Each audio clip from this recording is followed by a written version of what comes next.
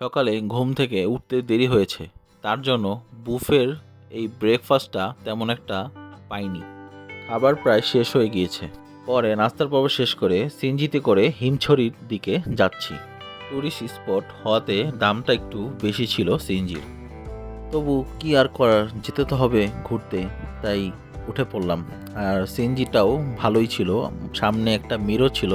আমরা একবারে বিচের কাছাকাছি ছিলাম, 1 মিনিট লাগতো বিচে যেতে। মেরিন ড্রাইভ ধরে আমরা এখন যাচ্ছি হিমছড়ি ঝর্ণা ও পাহাড় দেখতে।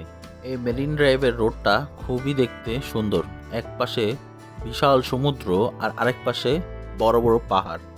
আমাদের সিএনজি ড্রাইভারটা আসলে একটা পাগলা ছিল, সে অনেক জোরে রাফলি সিএনজি ড্রাইভ করছিল।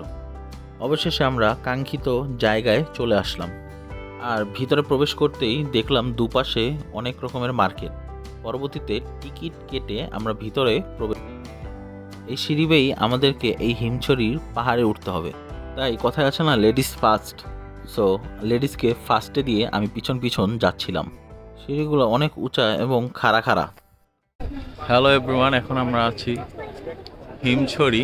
এখনো অল্প একটু উঠেছি উপরে, দেন পরবর্তীতে আবারও উঠবো। এখন একটু রেস্ট নিচ্ছি।